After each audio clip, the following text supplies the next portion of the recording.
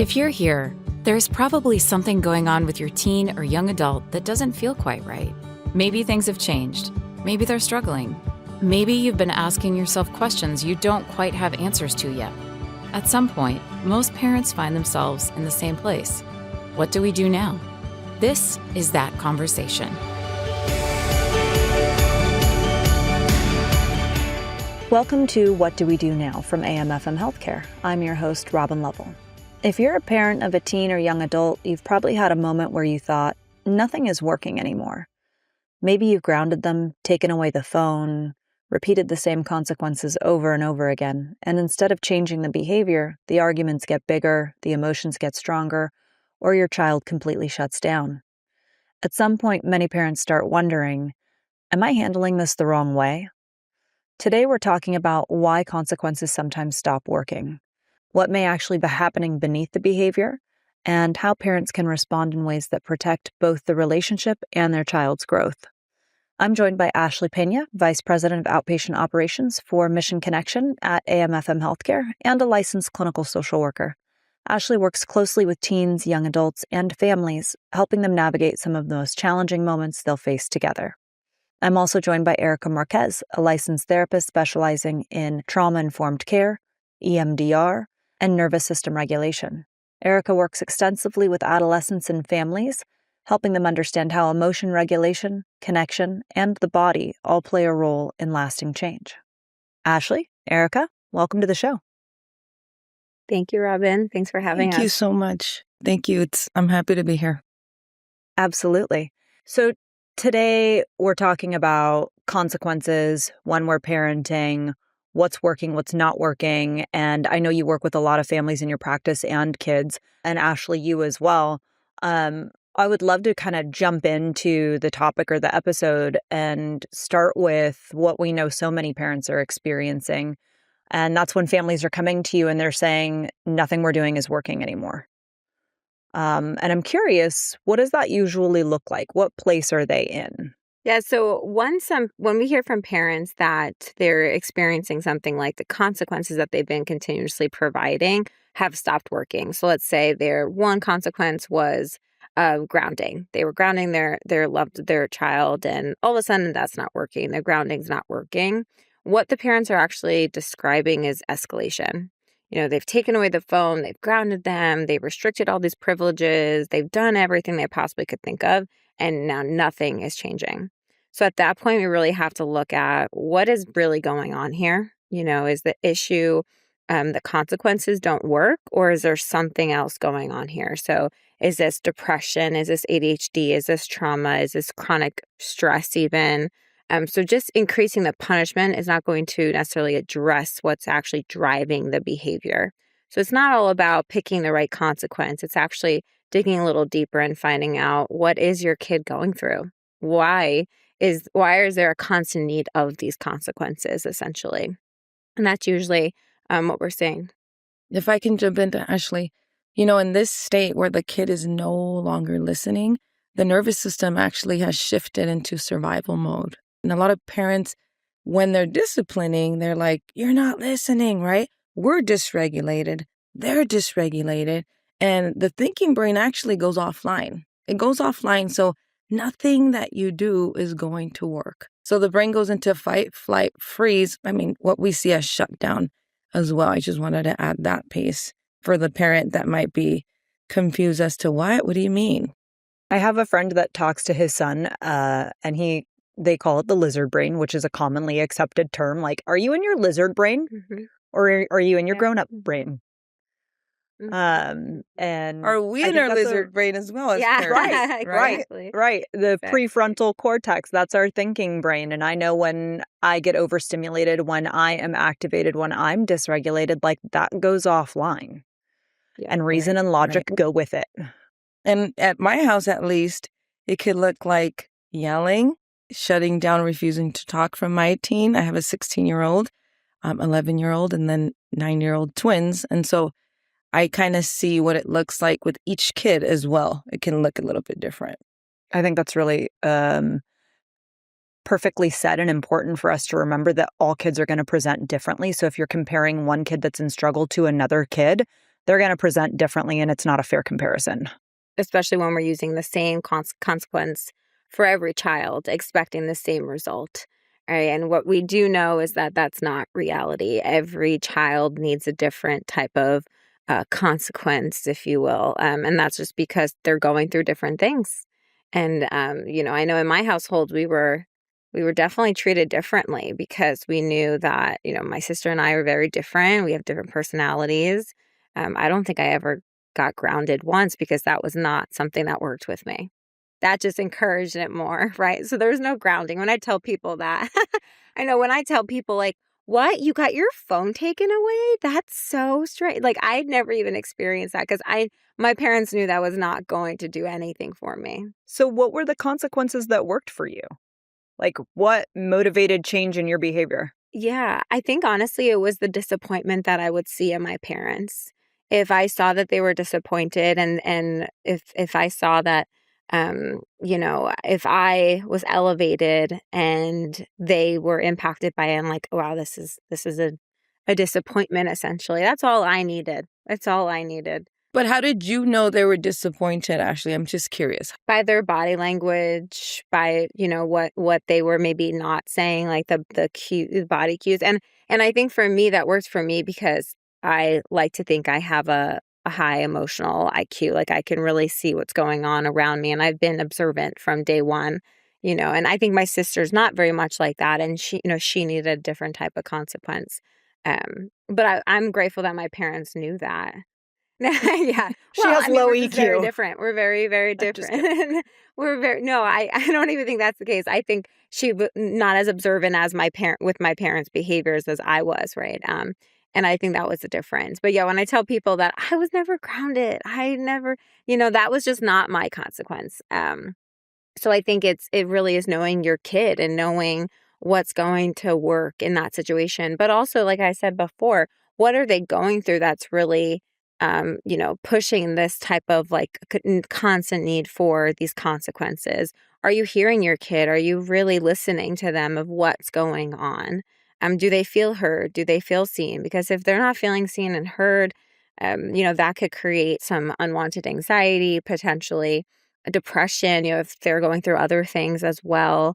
Sometimes we only see the tip of the iceberg and we have to sometimes ask what might be going on under there. So, and I think for me as a parent myself, because my parents didn't ask me, when I had my kids, I really had to work hard and remind myself internally, hey, ask them how they're doing. Ask them how they're doing. Ask them how they're doing. And don't only pay attention to the one that's throwing a fit, because usually that's what parents do, right? Throwing a fit, they're crying. Oh, they're not okay. They're throwing a fit, they're crying. Okay, let me go check on them. The other one that's quiet seems fine. Nobody checks on that one, right? So I'm seeing that as well, too, with parents. They come into me as a client and they're like, what am I doing wrong? It's like, what did you need at that age, possibly, right?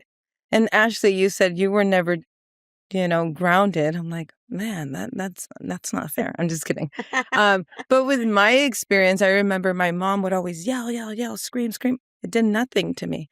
My dad would talk in a soft voice and he would just say a few words and I'm like, start crying. And I wouldn't understand why.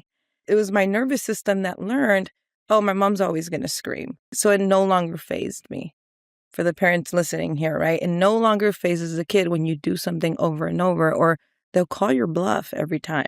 Dad meant business. He kept every consequence he gave. And I think as a mom too, sometimes it's hard to keep the consequences that we're giving because the consequences are way up here that we're setting. So that's just something that came up. So what types of consequences, this leads me to that question, what types of consequences are we seeing parents give? And what would we say are, and I know we talked about this a lot in our last episode, Ashley, but like appropriate consequences for the behavior or transgression, I guess we'll call it. Like, how do we help families to see, one, we talked about going into the conversation regulated.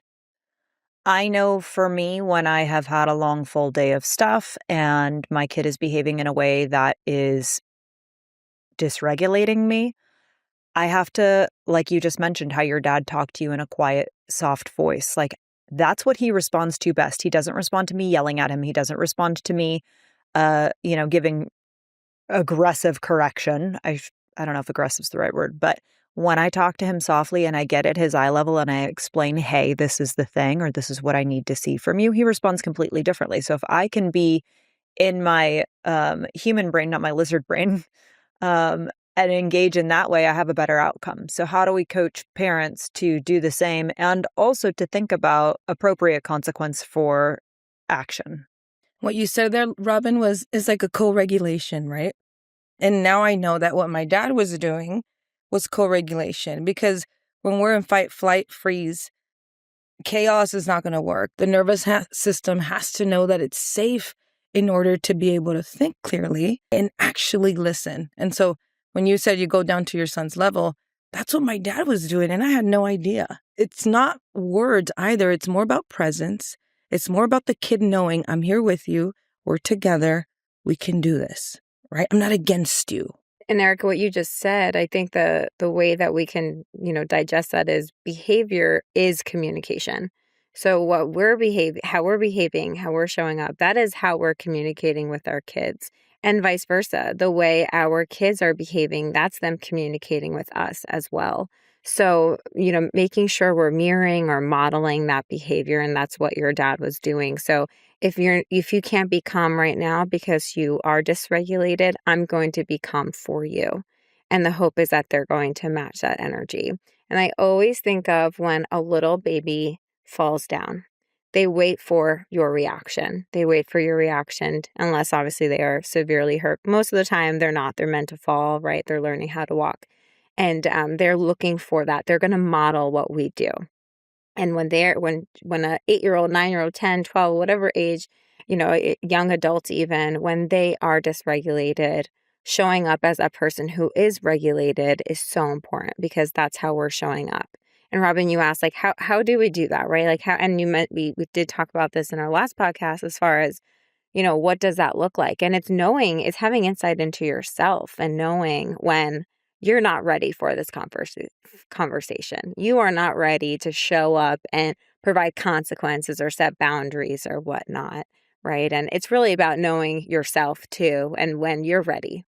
Because if you're not, it can then increase the dysregulation in your child. So that's one of the most important things. When we were doing our pre-call plan, and Erica, you mentioned that sometimes you'll tell your kids, like, hey, mom doesn't have it today. I am not in a good mood. Don't mess with me.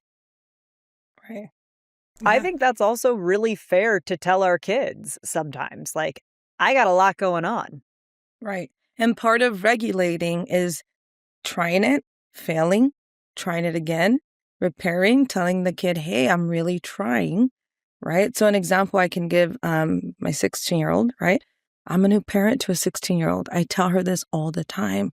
And now I know that a lot of parents just wing it, right? We just kind of do the best that we can with knowing that we're going to love our kid, but does the kid know that we love them, right? And so my 16-year-old, sometimes I tell her, right?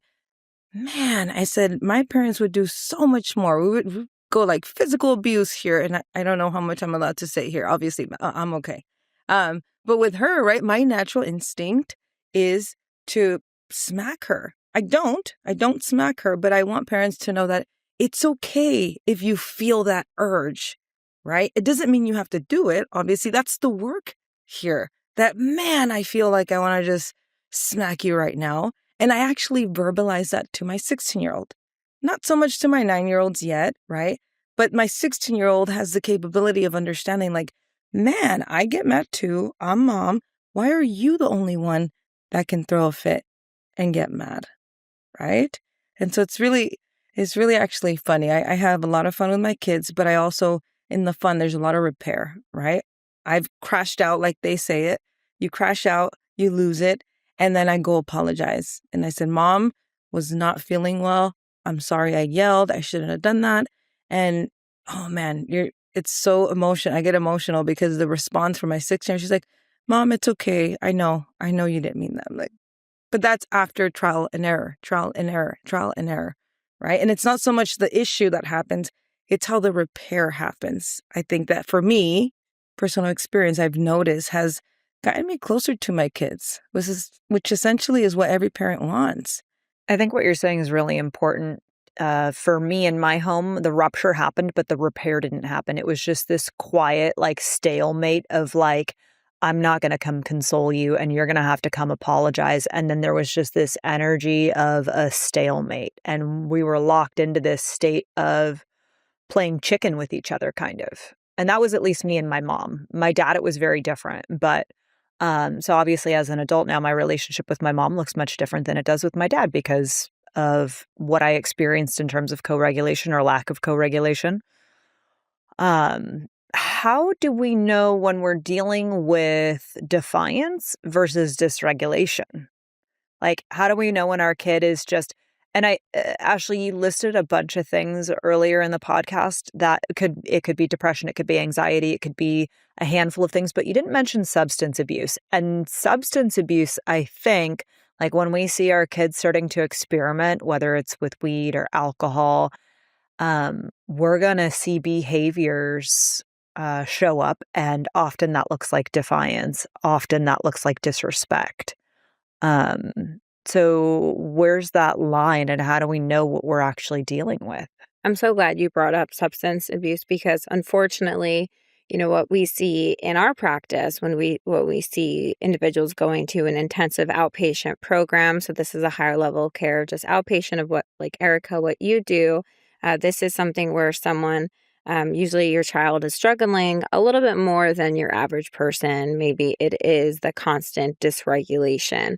And unfortunately, it can be tied to substance abuse, but also, I often say, like, what came first, the chicken or the egg? Was it the substance abuse? Was it them using substances, or were they medicating something that was going on at maybe not at home per se, but something within themselves internally? And then the substance use can, of course, make things a bit more dysregulated because, unfortunately, at that point, they're not themselves because there's a substance altering their brain chemistry at that point. So it is something we really have to ask ourselves. And unfortunately, if you are a parent today and you have a teenager, they are exposed to substances one way or another, whether it's legal, whether marijuana is legal in the state you live in or not. Drugs are everywhere, and it's just the reality of it. So it is important to never, I hear parents often say, like, that would never be my kid, never be my kid. My kid will never do drugs. And it's important to just not assume that. It really is. Peer pressure is a real thing. Exposure at school and certain friends, it is a real thing. So I would just I always suggest to parents, like, it's not something you ever want to just forget about, that it can't happen to your kid.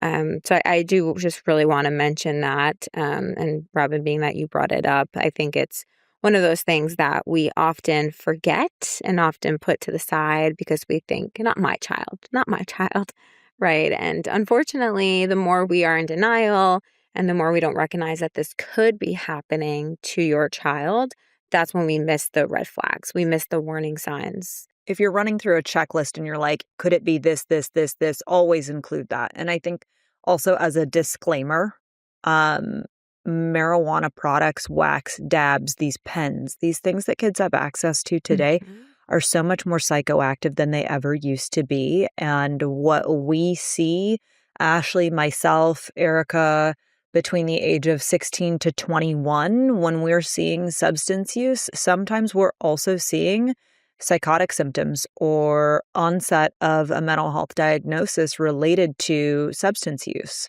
There is a thing called marijuana-induced psychosis, and I don't say that to scare people, but I have had 2 conversations in the last 3 weeks with parents of kids between the age of 12 and 17 where there's a family history of mental health and there's some current experimentation with substances. And I think it's really important for parents at some point to have a conversation with their kids if there is a family history of mental illness or if there are diagnoses in the family, for these kids to really understand the potential consequences of choosing to use substances. because I'm having these conversations really regularly. And in our adult program, we're treating these kiddos that are between the ages of 18 and 21, where it's, first, second, third psychotic break. And there's usually 80% of the time, I don't know, probably substance use involved or some marijuana use. Ashley, maybe I'm really wrong with that, but I'd say that 70 to 80% of the time that's there. Yeah, I think that's pretty accurate. And unfortunately, families are not having those conversations. They're not sharing, that there's a history of this in the family. And also there doesn't need to be. There does not need to be a history of maybe a schizophrenia or bipolar diagnosis in the family. And some, when I go and talk about these things, specifically psychosis and substances, I always use the term, sometimes some young adults, kids are allergic. And I use that term lightly because I'm trying to, I try to help an individual, kind of compare it to that physical ailment side of things, right? Like that, because sometimes it's hard from the mental health side, but it's really like their brain is allergic to it. And you might have two kids, same age, two 16-year-old, one is going to have a negative reaction. The other one is going to have a great time, maybe. And the other one, unfortunately, might develop a panic disorder, might develop psychosis, and you don't really know why necessarily. And there might be no history. Like a peanut allergy, I'm trying to kind of formulate it in my head to understand that. One kid might be allergic to peanuts and the other one isn't. Exactly. And it all has to do with the chemicals in our body, right? Like, so what makes someone allergic to something? Well, they're missing something, right? They're missing some kind of antibody or something in their body that is making them allergic to this. And same idea with our brain chemistry, right? Because some people might have, higher dopamine levels or lower dopamine levels, right? And then you throw in another substance that's now altering the brain chemistry even further. And unfortunately, that's when we start seeing these type of consequences, natural consequences to the brain, where it is psychosis. I've seen lots of panic disorders come out of this where, they might be sober for 6 months, but because they had this increase of whatever chemical in their brain, now they have developed this panic disorder, and it's a true panic disorder. They've never had it before. So that's the reality of it. And if you're talking about, now we're talking about more severe levels of like dysregulation or a panic disorder, or now we're looking at severe depression or severe anxiety. Consequences are really not going to work, right? Yeah, because so we kind of went down a rabbit hole. No, but just to bring it back, and I think that's what I think that's why this topic is so important, because I've heard so many times that like my kid's just defiant, my kid's being defiant, and then you come to find out that they have a severe panic disorder, and maybe it was because of substance use or not. Well, they actually can't. They want to. They probably right? want to. Yeah, and flooded. They're actually just. They're flooded. That's a great way of a great analogy of like they're flooded with many different emotions, and they're clearly dysregulated, and they can't do it, right? They actually can't. So I just wanted to make sure to mention that we're dealing with another layer here. Yeah, I think you just answered the question of how do we distinguish between defiance and dysregulation. It's like really that like overstimulated, flooded presentation. I wanted to mention, because I talk about this a lot with my nieces, like how do you know if a 5-year-old is being defiant, like they're maybe manipulating or whatnot, or are they truly dysregulated, right? And I always say like the defiance, like it involves some kind of choice. Like there's a choice being made here, right? They are making a choice, whether you know it or not, they know it. They're making a choice. Where dysregulation, there's no time for choosing. Like there's no time for that. Right. It is a quick reaction in survival mode, where defiance like is very much so. Correct. Yes. Right? The dysregulation exactly. is like a loop. Mm-hmm. Mm-hmm. My son will look at I'm like learning as you're saying stuff too, Ashley. So Yeah. I'm like, okay, I'm trying to, in parent language, not so much because we have all these terms, right, as clinicians, Yes. but how do you explain it to the parent that's listening? And they're like, yeah, that sounds too technical. I don't know what you're talking about. So Yeah. Well, and I appreciate that, because it's really important for the listener to understand our concepts and what we're talking about. But I was just thinking, I could see my son's sweet little face. He knows we have this railing at our house, and I let him know all the time we don't throw things over the railing. and he had a stuffed dragon the other day. And this was the moment where I was like, he's making a choice. I said, Michael, do not drop that over the railing. And he looked at me and he smiled a little bit and he let it go. And I was like, okay, sir. Okay, sir. Yeah, there's a consequence. Yeah, versus the full-on crash out that he had on the floor because he couldn't get his shoes on and they were on the wrong feet. Yeah. And then he was just laying on the floor, just melting down. I was like, okay, difference between defiance, dysregulation, right? Yeah. And that's easy to see in a 3-year-old. Robin, right there with the whole shoe thing, right? Because I think parents deal with this, the whole shoe thing. Put your shoes on. We're in a hurry to leave. Yeah. How do you deal with that? Put your shoes on. Oh, my God, I told you so many times. The kid's dysregulated. They're on the floor, right? Yeah. What's something that you would do, Robin? So what worked the other day? I sat down on the floor with him. Yeah. And I said, do you want me to help you put your shoes on? And I waited for him to answer. And sometimes he'll say no, and sometimes he'll say yes. But that day, we wore 6 different pairs of shoes. It was just, it didn't matter. It wasn't about the shoes. Yeah. It was just. But you were okay that day to wear 6 pairs of shoes. It was what was it? It was a Saturday. I did not work that day. I wasn't over caffeinated. So I had the capacity to manage and tolerate the behavior. Yeah. Right. Exactly. No, I don't always have the capacity.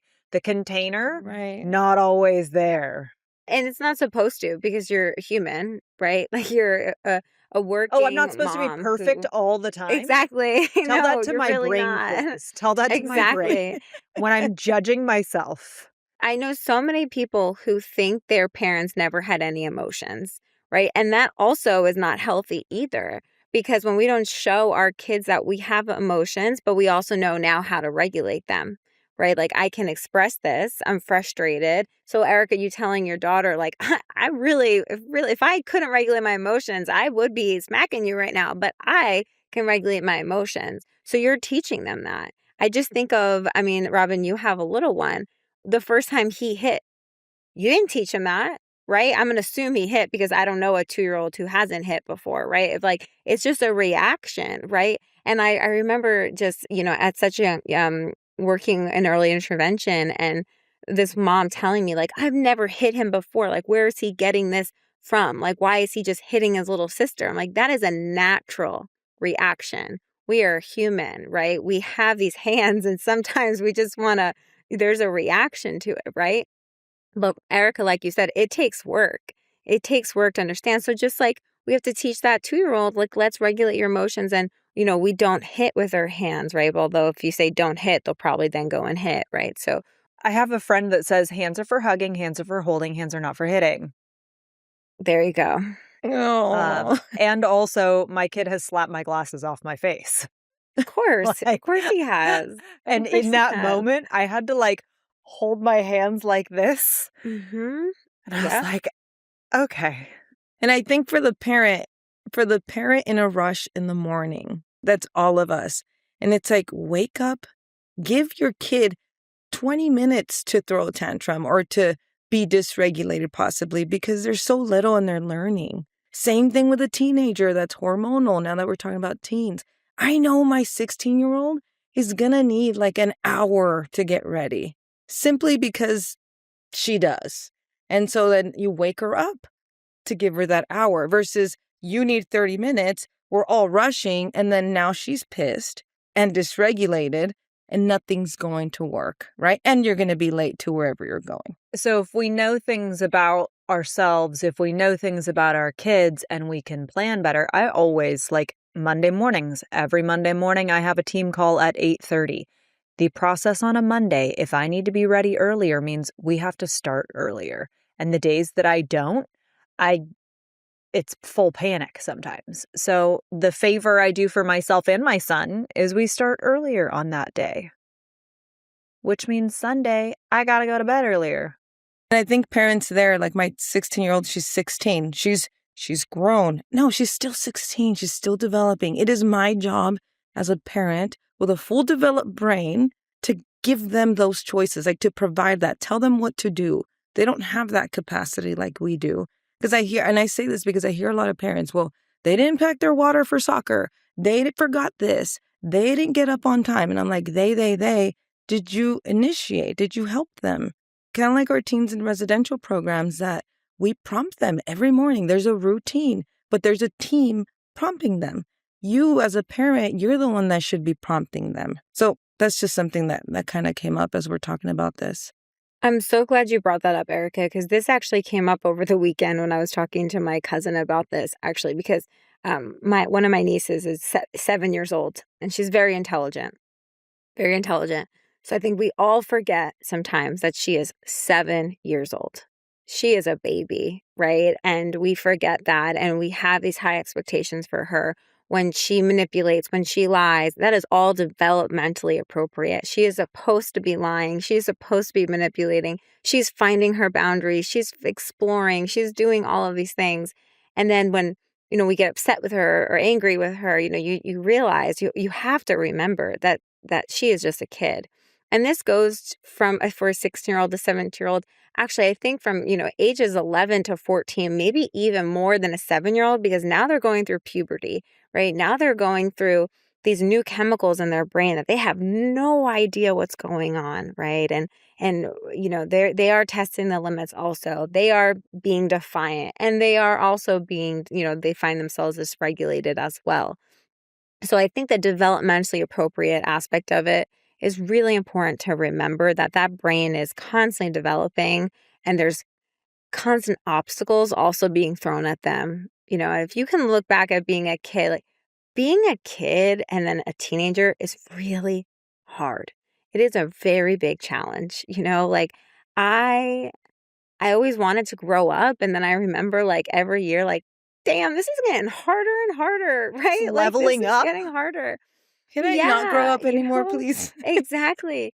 So I wanted to mention that, and you triggered that in me, Erica, because it is so important to consider developmentally appropriate behaviors, but also really consider, just bringing it back to the consequences. Does the consequence match the age, match the developmental stage, right? And then if they are dysregulated, how much are we helping them based off of their age?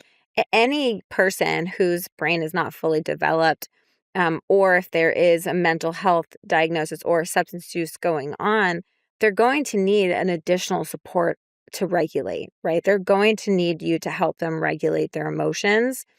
So having that expectation that they should be able to do it on their own really needs to get thrown out the window, right? Like, Erica, your 16-year-old, like, oh, well, she should just be able to get ready by herself. And not that you help her get ready, but, like she Where's the might need prompting those needed? prompts. Right. Yeah, Where she doesn't need a time backpack. bounds. Did you eat breakfast? Do you have your water? Right. Do you have your stuff for Or you have soccer 10 practice? minutes. Yeah, you have 10 minutes to get ready, right? You're giving them time bounds. You're giving them some form of direction. And I just think that's so important because, going back to that initial question, like, why aren't these consequences working? It's like, well, are you really looking at like the foundation of this and just digging deeper too, but more so, are we really considering, is this normal behavior? Like, does this need a consequence? Is this just a normal behavior that maybe is going to they're going to move on from this, and it's going to get better on their own? I think that's a big piece too. Not everything needs a consequence. Not everything needs, and I'm a therapist, but I often disagree with therapists quite often. Not everything needs to be spoken about. Not everything needs to be a sit-down conversation or this is what you did and this is the consequence. Not everything needs that much attention. Some things, are just normal, and like you laugh about it and you move on, and I think I just wanted to normalize that. Rubber Yeah, duck, like we say at sometimes- my house. Rubber duck. Oh, rubber duck. Yeah. Okay. Rubber duck. I like Love that. Yeah. Sometimes I think that we as parents need to develop bigger capacity for frustration tolerance. I was going to jump in and say, culturally, I'm Mexicana, Latina, proud to be Latina, right? Culturally, you jump into a whole new thing. And I think in trying not to be and not to repeat the generational patterns, sometimes our generation goes too extreme. They talked about nothing. They brushed everything under the rug. That damn rug needs to be cleaned out, vacuumed, I always tell my clients. And then over here, we're like cleaning every little speck of the rug. And oh my God, I don't want to F up my kids and I don't want them to be. Yeah. When in reality, it's like culturally, what do they need, right? Asian, Latinos or Hispanic Latinos, white, Black, we all need different things. And I think as clinicians, when you said, Ashley, I don't agree with every clinician that not everything needs to be spoken about, right?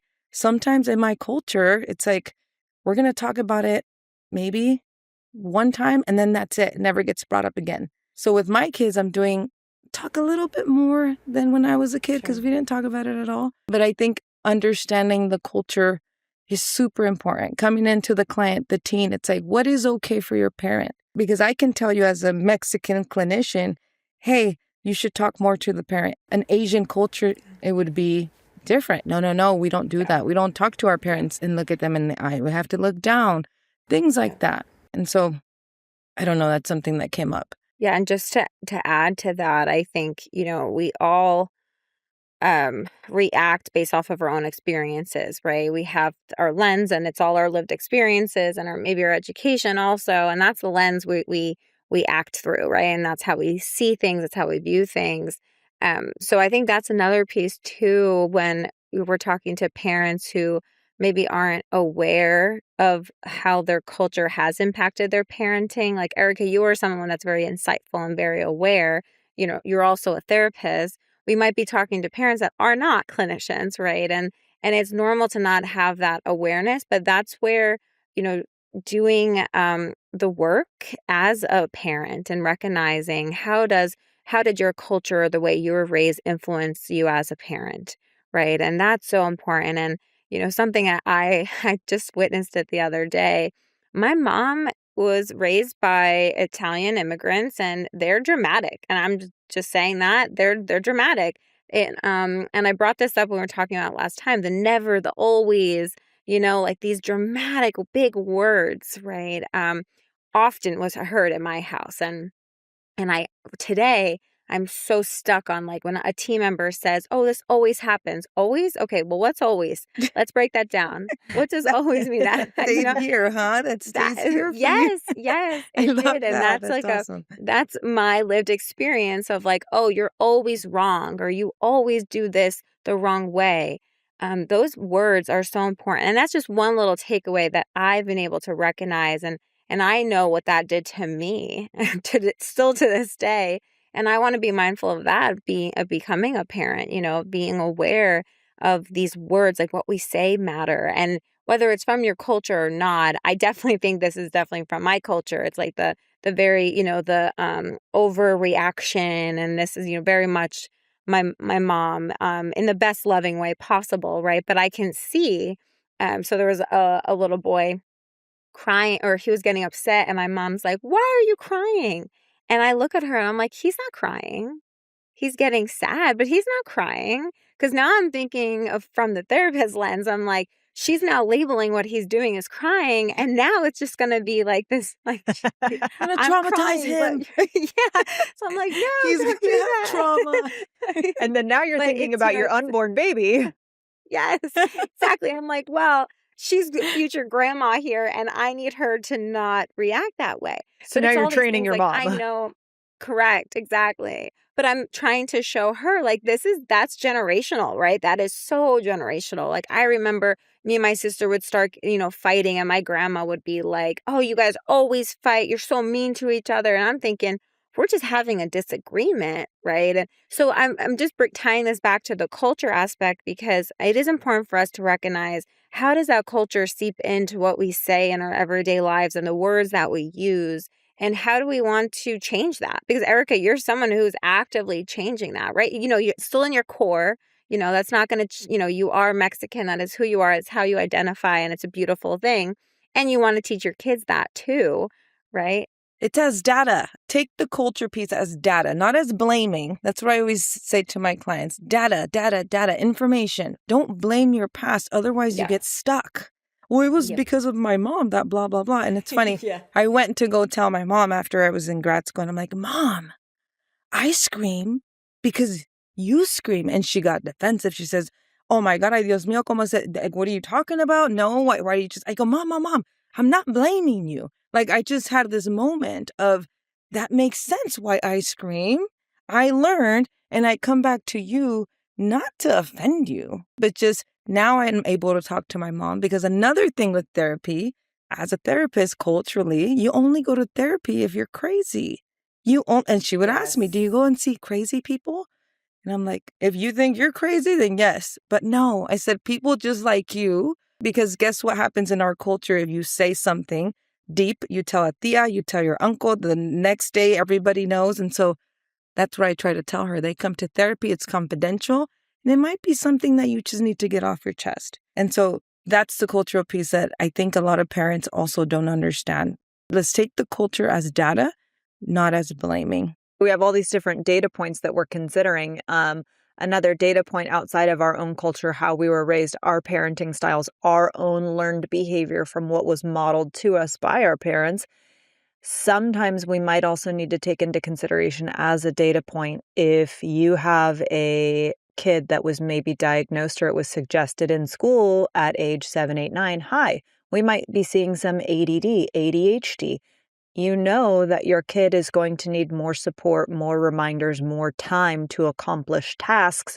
Use that as a data point when we are building foundations for getting ready for school in the morning, getting homework done.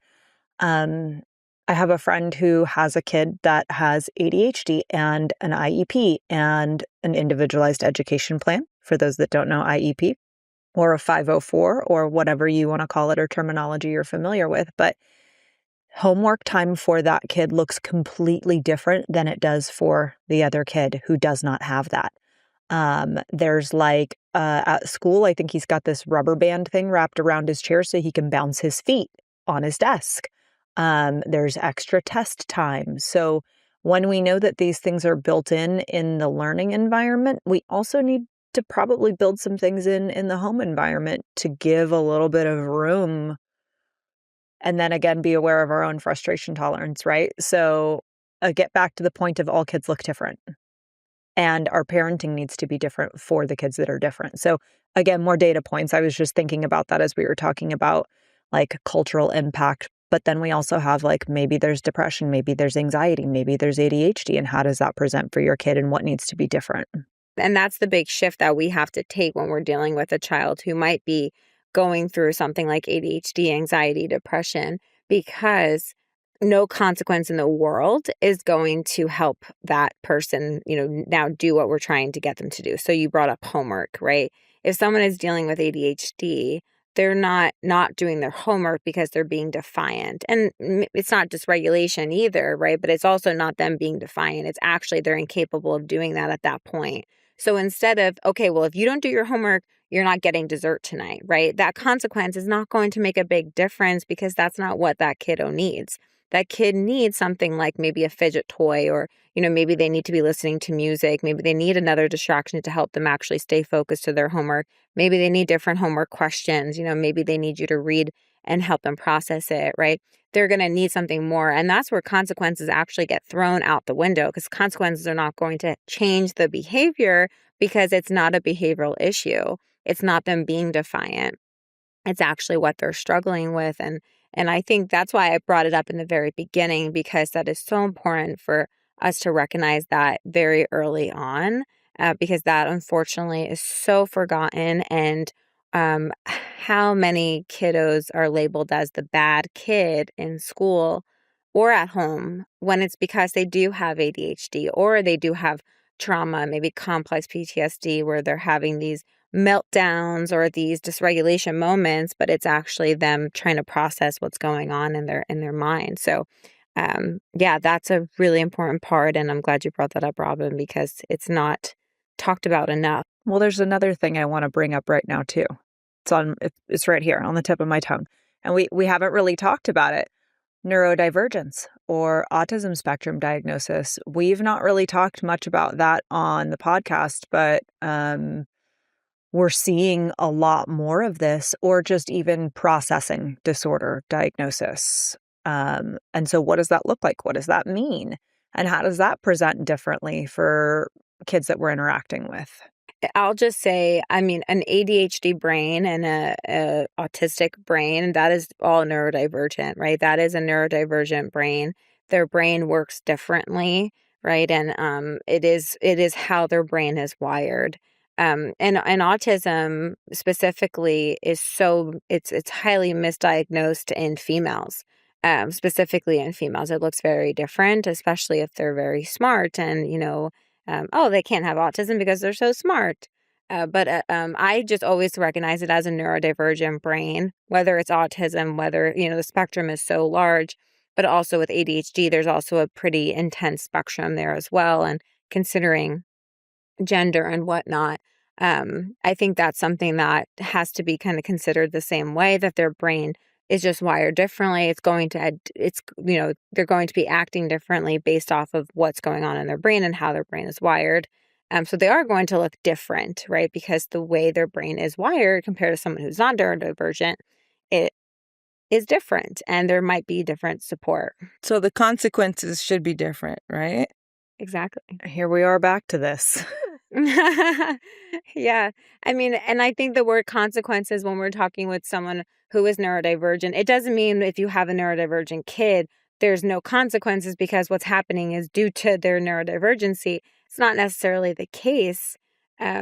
However, because a neurodivergent kid can still be defiant. They can still choose defiance, in a certain situation.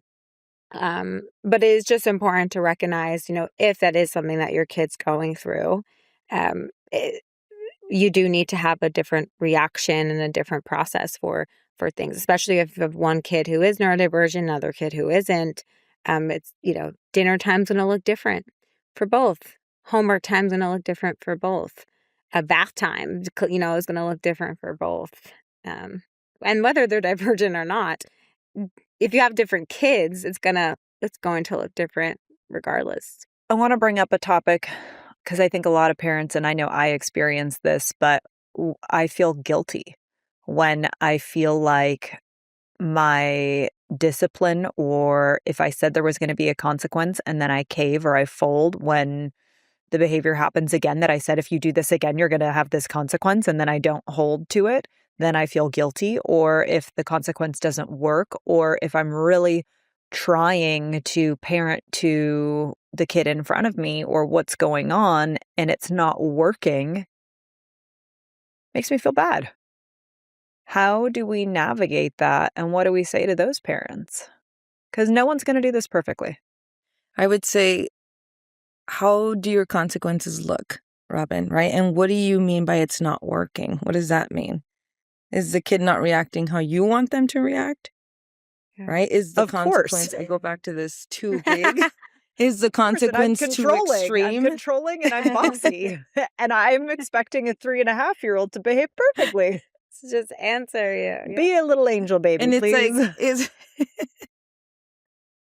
like, is the consequence too extreme, right? And are you repeatedly giving similar consequences, or are you just giving in all the time? Right. Right? Because if we're giving in all the time, kids are way smarter than we give them credit for, let me tell you. Oh my God, they're so smart. Right? Well, last time they said I wasn't going to have chips, but then they give them to me anyway. So it doesn't really matter. Yeah. Right? So what I say is the level of the consequence. And then they're logging that data. Yes. They're clocking all of our stuff. Right. My mom used to always tell me, again, Mexican, 𝐬𝐮𝐬𝐫𝐫. You're not going to go to the 𝐬𝐮𝐬𝐫 if you blah, blah, blah. And then I'm like, are we really not going to go? That's not true. We were going to go to the 𝐬𝐮𝐬𝐫. Versus when you go to the 𝐬𝐮𝐬𝐫, you can't have this treat. That's a little better of a consequence. But the problem was she didn't follow through. So I think for parents, it's really important that the consequence we give, we follow through. So if you were going to cook dinner and you were going to go to, I don't know, go somewhere, steakhouse to go eat, then you say, we're not going to steakhouse. You're punishing yourself, essentially. Don't do that. Yeah. Especially if you know you're going to go anyway. Especially if you knew you weren't going to cook and you didn't want to cook and you were going to go anyway. So things like that, I ask parents all the time, where it didn't work. Okay, 1, what did you do?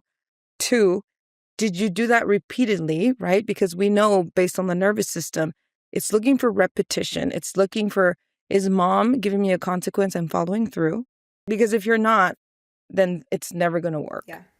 Okay, so let's talk about mom and dad presenting as a united front too, because we know triangulation is a word that we know, and that's when or staff splitting, right? Triangulation is I'm going to go to dad, and if mom doesn't let me do what I want, then I'm going to go to dad because dad's probably going to say yes. So let's talk I'm about telling you, kids are parents smarter. showing up. They are. I'm being 100%. outsmarted by a 3-year-old a lot. Yeah. Let me tell you. Robin, before we get into the co-parenting, because co-parenting has to happen if you live in the same household or if you don't, right? Co-parenting is a very real thing.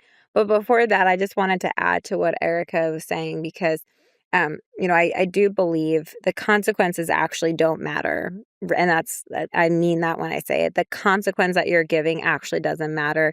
It's the follow through of the consequence. And also the takeaway too, just something tangible is a smart consequence or SMART goal we might have heard. So specific, measurable, achievable, something that we actually think we can do. So if we're setting this consequence, can we actually do it?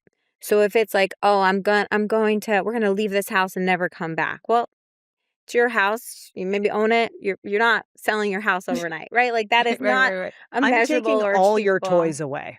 You're going to take all Correct. the toys away?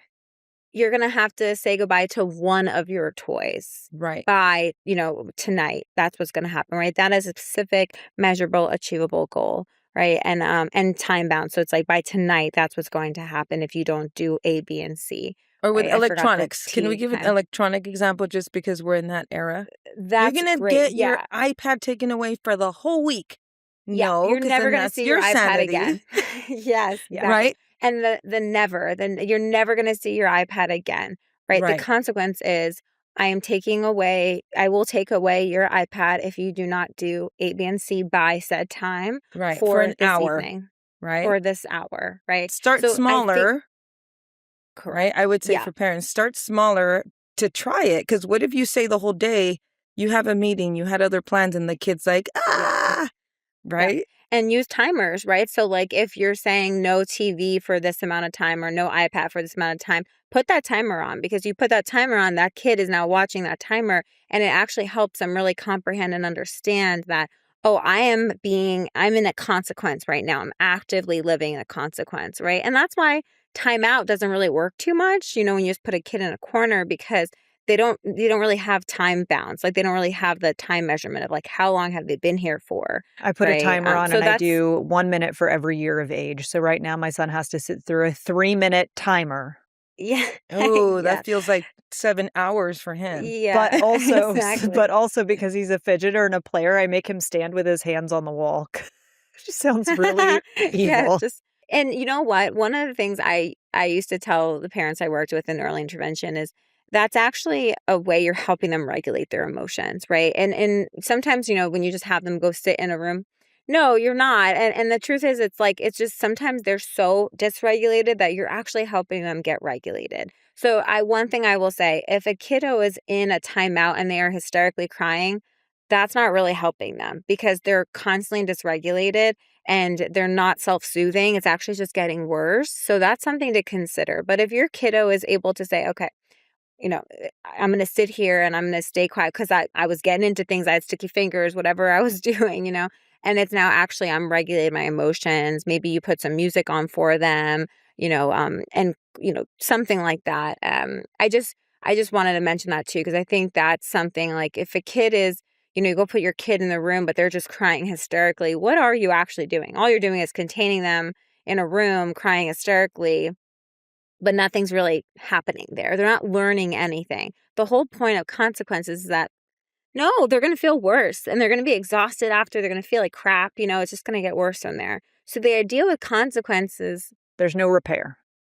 Correct. Yeah. So the takeaway here is consequences are meant to teach your child something. That's the goal here. And if you're just giving a consequence that actually never teaches anything, you're not really doing anything. You're wasting your time and you're wasting your kids' time too. So I just wanted to mention that. Sorry to take us back, but we can go into co-parenting, but I just wanted to make sure to say those things. Because yeah, the immeasurable, random, dramatic, astronomical consequences that are never going to do anything for your kid it's really pointless. So the consequences matter a little bit less than the follow through, right, of being consistent. But in order for you to follow through, they have to be attainable consequences. And that's how that can help you really distinguish, like, is this a real consequence that I could actually follow through with? Or is this just me annoyed and pissed off and agitated and I'm just saying crap to say it? The other thing too that just came up is parents often say, I work so hard, I have work, I'm stressed, I have to clean, I have to cook, and understand. And the kid, when I was a kid, I didn't know that whole story. I just knew what I knew in that moment, that I wanted the toy or I wanted whatever. And so parents nowadays, they'll say, you don't understand this. Why would they understand that? It's not their job to be the parent. Teenagers too. It's like, I pay for this, I pay for that. And it's like, you should be paying for that. I think they're teaching instead of blaming, like, you're making my life harder. No, hey, mom has this to do, you have this to do. Let's co-regulate, whatever that may look like, instead of a screaming match. My mind said something different than what I wanted to, so it's fine. That's okay. My mind says a lot of things different than what I actually say. I wanted to, before we move on to co-parenting, there was something else that came up, and I think it's really important to talk about because, again, this is another conversation that I had recently where I had someone reach out to me and they have a kid that's struggling with anxiety, depression, recent experimentation with substance use, but also there's some self-harm behavior and there's been some SI and suicidal ideation.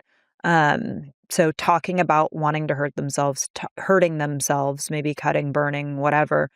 And parents are really struggling with, how do I apply a consequence for the substance use? Because I'm so worried that if I take their phone away, they're going to say, I'm going to kill myself. If I say you're grounded and you can't see your girlfriend, that they hyperfixate, they have really big explosive behavior. I'm worried they're going to hurt themselves. And I know so often parents struggle with applying a consequence out of fear that their kid is going to hurt themselves. I want to talk about that because that feels really big, really heavy, and that's a hard one to navigate. Robin, I'll say, I just want to change one word that you're saying. I think when it comes to substance use or self-harming or whatnot, consequences aren't really going to help in this situation, right? Consequences are going to probably not really be able to be understood because clearly they're dysregulated, they're going through something. So that's where the word boundary would come into play. And, this is something that we spoke about. But it's so normal to see them as the same thing as boundaries, discipline, consequences. But boundaries are actually what we do as parents or the loved one, right? Boundaries are something that we're setting for ourselves, but in turn, it ensures safety for them too. So your boundary as that parent is, next time you feel the urge of self-harming, I need you to tell me that you have this urge of self-harming and I'm going to be there for you and support you. That's your boundary as the parent. You're now saying to your child that this is what you need from them in order to move on safely. You're not saying if you self-harm again, you're going to not be able to go to homecoming, right? That would be a consequence. The boundary is, this is what now I'm going to need you to do for us to be on the same page here. Maybe it's, I'm going to need you to go to therapy once a week. I'm going to need you to see a therapist. That's now my boundary I'm setting for you and myself too, because this is what I need to ensure my child's safe. Because I love you and I want to keep you safe. Correct. Yes. And if you don't ever set that boundary, and some parents don't because they're terrified, if I set a boundary, if I force them to go to therapy, if I force them to tell me, it's just going to get worse. But in reality, it's not. Without setting that boundary, that's what would make it worse. Because when there are no boundaries, that's terrifying for kiddos because they need boundaries. Every human needs a boundary, right? But more importantly, our kids need boundaries too, because then there's the unknown. So if there's no boundary ever set, but I have these constant urges to self-harm or to use substances, I'm going to just keep doing that. That is what I'm going to keep doing. But now if I have a boundary and there's a boundary that I have to now follow, it gives me some sense of control. Because prior to that, I had no control. The only control I had was burning. The only control I had was self-harming in any way. But now I have a clear boundary that I can now follow. I was thinking building trust, accountability, and cooperation with the teen, with the boundary, right? Like when you take them to a residential, you're not giving consequences. You're saying the boundary, like we have to wake up early, we're all going to eat breakfast, we're going to go to therapy, you have to go to groups. And the kiddo doesn't feel like, oh shit, this is a consequence. I mean, they might going into it, sure.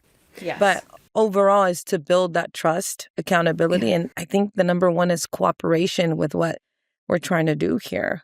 It's how you label it though too, because if my kid then comes in the room and says, "Oh, I started using marijuana again," it's like, well, now you're going to treatment. Now that's your consequence, and it's a reaction, right? Where let's sit down, let's talk, and let's say, "I'm worried about you. I'm scared to see what this will continue to do." It's the I statement. This isn't you. This is an I. I am terrified. As your parent, I need to ensure your safety.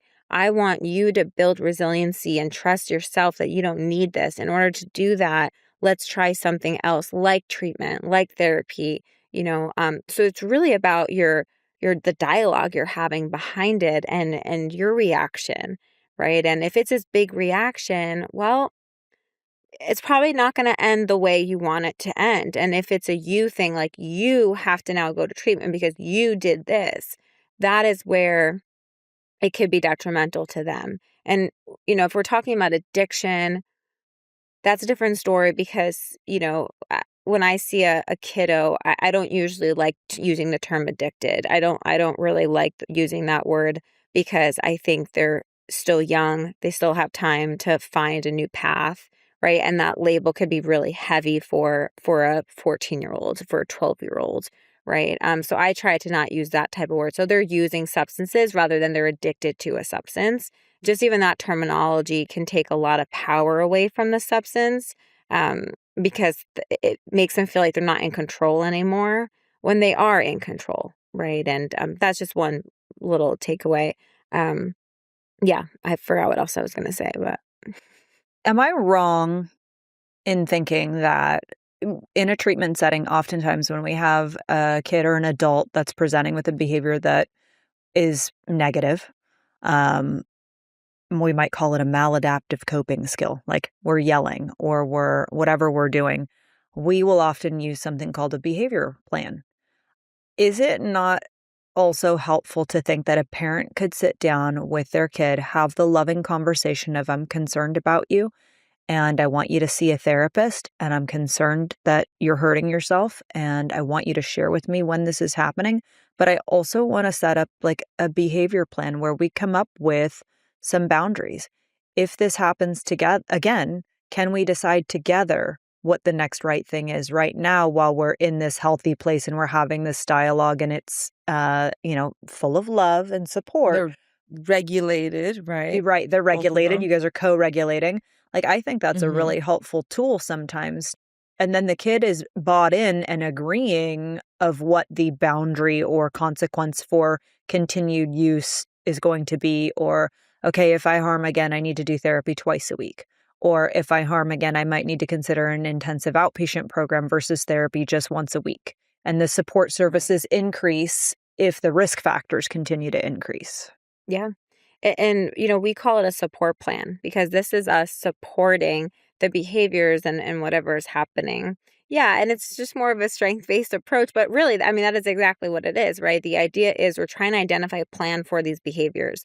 So in turn, we need to identify a plan of how we're going to show up and support you.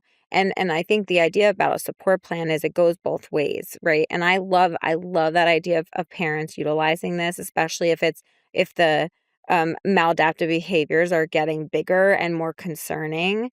That is where, somewhat of like a contract or a support plan, like something that's more tangible for your kiddo to see, because words are big and hard to digest, right? And, something that's more simple, whether it is, hey, let's sit down, let's consider even together, let's agree together of what we can help each other do.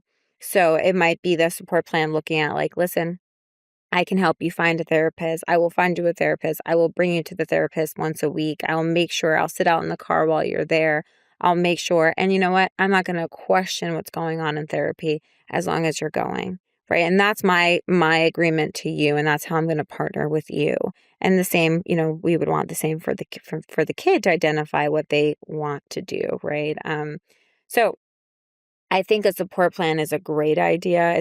Doesn't need to just be used in treatment centers. I think it's great for a family member to use with a kiddo that's struggling and maybe needs something more tangible.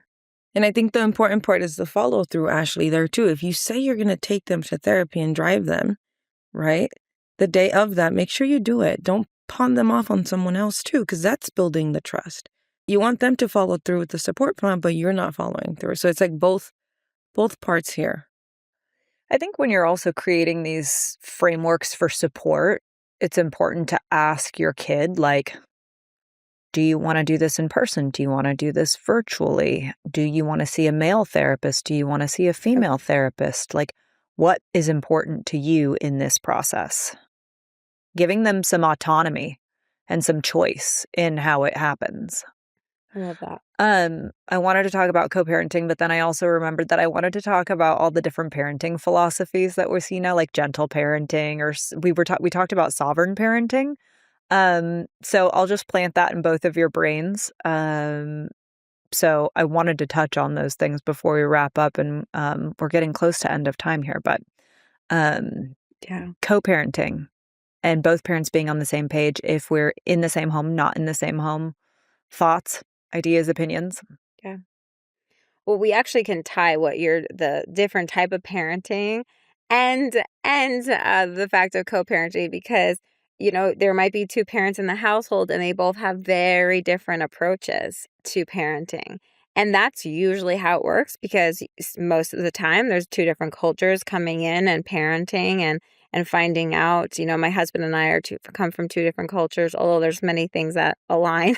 We come from two different cultures, and the way he was raised and the way they raise babies are different than my family. So it's definitely recognizing the differences and making that your superpower, honestly, making that a positive thing rather than a negative thing. I do think there has to be a partnership. We have to be on the same page, whether you live in the same household or not. There very much has to be on the same page. And, when I say that, I mean aware of your the other parent's parenting style, right? Of recognizing how they might approach a situation and how you might approach a situation. Because why I say that could be your superpower is that a situation may require your type of parenting. Another situation might require the other type of parenting, right? And I think that's the philosophy behind that of it doesn't have to be a bad thing. You don't have to be the same exact person. I would say the values kind of, probably have to be the similar, the way how you want your kids to grow up and how you want them to see the world probably needs to be similar. But also, you're not the same person as your kid's other parent, right? And you're not supposed to be. That's why every child has two parents, whether they're present or not, or alive or not, right? Every human has two different parents. So it's just recognizing that it doesn't have to be a bad thing. It doesn't have to be a good thing either. It just kind of is. And it's what you now do about it. It's how you manage it, how you let it impact your parenting, how you let it impact your kid as well. And when you look at all these fancy terminologies of like, oh, I'm this type of parent, I'm this type of parent, I just really suggest to throw all that out the window. I really do. Now, I do think parents sometimes do need like a outline, a template, like something to help guide them. And I think that what's best is trying to find something that aligns closest to your values and what you want to see, how you want your child to grow up in this world and what kind of citizen you want them to be, right? How you want them to manage situations and how you want them to have resiliency and grit and things like that. So that's my quick answer on that. But Erica, I'd love to hear what you have to say about that as well. I think for me, my husband and I, our main goal is to not have the kids feel stuck in the middle of the conflict. Because there is conflict. There's going to be conflict. You can't avoid the conflict. But just not have the kid in the middle of it. Whether you live together or you live separate, it's like have one goal, obviously whatever the best interest of the kid is. And for each kid, it might look different. But to not have that kid feel like they have to choose. And that might mean sometimes as a woman, as a mom, we need to leave our ego at the door. Sometimes we give the other parent their way. Other times then you think, no, I'm really going to hold on to this. It's really important to me, morals and values. But all in all, it's just not, I don't remember ever feeling like I had to choose. My mom's right. My mom's, oh my God, my dad's going to get mad if I don't do this. And so that's what kind of stands out to me, at least in my parenting style, if you will. And what I see with the teens that I do see, sometimes they come in and, well, my mom said this, or my dad doesn't want my mom to do that, and they just feel stuck. So that's kind of where I land. Thank you, both of you. I think we also have to remember, like, the expectations we place on the other parent. And I've been a parent as long as he's been a parent. I am brand new at this. It's been 3.5 years. I have no idea what I'm doing. Yes. So remembering to have realistic expectations of the other person. Right. It could be difficult, right? Yeah. Could be a little bit difficult. Robin, if I can just add to that, I think one thing, at every stage, it's brand new. Even if you're on your second kid, it's still a different kid. Yes. That kid has never been 13 years old before. Exactly. The next kid's never been and you've 9 never years had old before, two kids right? that were 13 and whatever before. Exactly. Yes. Exactly. It's always new. So I think when parents get out of their own way and say, oh, I've done this before, I can do this again, and then they're so stuck in that way, you have to be just as flexible, and you got to be able to pivot just as much as we're expecting the kid to adjust and to pivot, right? And I think that's one thing I hear parents all the time, like, oh, well, like, I'm a pro at this. I have 3 kids. Like, yes, I way more advanced than I am. That's for sure, right? My kid's still cooking, but someone else like who has these kids, I think if you get so stuck in your way, and even, well, my partner always handles that. That's my partner's job. Well, maybe with this kid, it has to be flopped, right? And it's just being open-minded. And that's why I really said to kind of throw away that all the terminologies and different philosophies, because if you get so stuck in one way, it could be detrimental to your household, to your partnership, and also with your child as well. So I think it's really about that flexibility. And I'm not knocking any philosophies. I think they're there for a reason. They're being more heavily researched, and I think they're a beautiful thing, and they're needed. Just like any different intervention in any capacity, it's important. And is there to kind of guide the guides. But I use that word heavily, like they're guides. It's not the end all be all, right? It's there to help guide us if needed. Okay, so let's also talk about when you're in a co-parenting situation where there are 2 homes. For the parents that have that situation and you're trying to build consistency across 2 different households, but how you do things versus how the other parent does things is going to be different. And the application of these boundaries, these rules. So what does that look like? Any tips, tricks for our parents in that kind of a situation? Because that can also be challenging. I think that's where communication is so important. If you don't have communication with your child's other parent, it could be complicated, right? It could be complicated because you might not be on the same page. And I use that, being on the same page. What does that really mean, right? And it's just, if there's a situation going on and there's maybe a consequence that needs to be placed and there's defiance or whatnot, it's having that conversation. It's being able to co-parent where you're actually sitting down or on a cell phone or text message of like, this is how I want to handle this situation. How do you want to handle the situation? And how can we come together and find a middle ground? And of course, if you're living in a different household because there's discord between the 2 of you, it is really important to find a way to meet in the middle, right? And I've worked with so many families who disagree with how their child's other parents, and kind of harping on that and not really able to accept that. And I always ask them, are you going to change them? Are you going to change how they parent? Are you going to change what they're doing? And the answer is no, we're not going to. Whether they were in our household or not, you're not going to change them. So it's finding a way of finding that middle ground of where you're able to what's that term? I can't think of the word. Like how you're willing to bend, compromise, how you're willing to compromise in that situation, right? Just like you would in any situation, but now it's about your kid.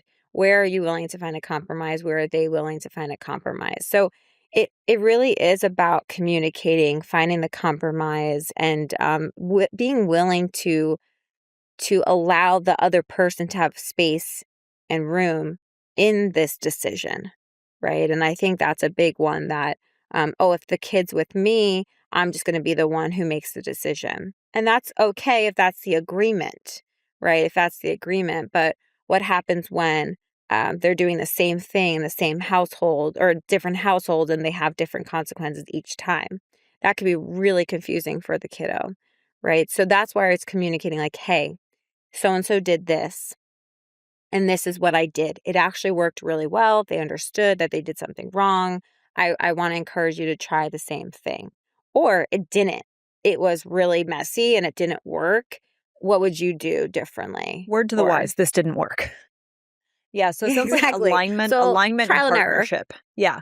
Well, and then sharing those things of like, hey, maybe during the exchange you have a moment where you download like what the behavior was, what happened, how did you handle it, what worked, what didn't work, so that there's that continuous dialogue around what's going on in each home. I think that that's really important if there is that ability to have those conversations, because sometimes there isn't. And if there isn't, as long as your kid at your home feels safe, right? Your kid at your home understands, you're important to me. I love you. These are the boundaries, consequences here. And depending on the age of the kid, if they're a teenager, teenagers understand, when parents have a hard time communicating. So it's better to just set your own boundaries and have the kid feel the love than try over and over to communicate with a partner that, sometimes you can't control that. But explaining that to your teen, 3 years old, 4 years old is a little complicated to understand, but the level of intelligence of your kid too. So that's what I kind of think of, because issues are real and conflict is real, and sometimes co-parenting is just harder than, we can talk about it all day and then you go and the other parent sucks, And I'm feeling, so I have this urge to say this. I think, everything I said isn't a perfect scenario, right? Like that's if there's communication's great and that can be a thing, but it might be a situation where you have to help your kids see you're in two different situations. You're in two different households. You might have to act a certain way in one house, just like if you went and visited a friend and you're at a friend's household who maybe has a different culture, maybe has different values, different rules. Well, you are in their house and it's important for you to show up that way. And, I know it's kind of contradicting what I just said, but that also might be the safer way to protect your kid if that's the situation. Because if you're constantly battling and they're constantly, being treated differently or the consequences are different in each house, that might just be the situation. And that's okay too, but it's having that conversation. Well, at mom's house, this is how it might look like. And at dad's house or, whomever's house, this is what it might look like. And it's probably going to be harder to digest, but I think what's worse is if there's a constant battle. And Erica, you said it best, like when then they're feeling stuck. In that way, you're kind of like letting the cages kind of go down. And it's like, this is just where you are. It's no longer about the kid though, right? Exactly. And that's where it's like, now let's make it about the kid and help them build that resiliency. And I think of it all, like I'll have a team member who will say like, oh, like my old supervisor didn't do it that way. And it's like, well, I'm not your old supervisor. I'm a very different person. Whether it's going to be a better or worse experience, time will tell. But, it's being able to also be able to pivot with whom you're with too. And I think that also helps them build like, understanding their environment and how they have to show up in a certain environment as well. So in a non-perfect world, like sometimes that's just reality and there's two very different parenting and maybe compromising is not really on the table for whatever reason. It's just important for us to recognize that too, because I do understand that some people aren't together for a reason, and that's why there is a separation and there are two different households. And at the end of the day, it could be a beautiful thing where a child has two different environments and two different cultures and different processes, I'm hopeful for that too. It's your approach. It's how the conversations you're having and what type of conversations how you're explaining it to your kiddo, essentially. Before we wrap up, we end every episode with a short segment we call Field Notes. It's where I ask each guest to step back and share one thing they're seeing in their work that they wish more parents understood. So, Erica, I'll start with you. I wish more parents understood that the repair, it's not about being the perfect parent. It's about possibly failing a few times and then repairing. That repair is way more important. And also, I know you guys don't wake up thinking, how the heck am I going to F up my kid's future? I know that, right? And understanding that piece too, it's the first time being a parent and you're trying that we, myself included, we're trying the very best that we can without a parenting manual. I like that. Thank you. Ashley, same to you. The last time you asked me this question, I talked about how we're just living in a different world and we have to be mindful of that. Our kids are not being raised in the same world as we were raised in, and it's constantly evolving. I'll add that to the topic that we're talking about today in the world of consequences. And, I think as a parent, we have to be able to adjust with the world, but also with our kiddos as well. Yeah. And I know I've said this a few times throughout, but I think that's one thing that we miss, that we get so stuck in our ways and we get so rigid.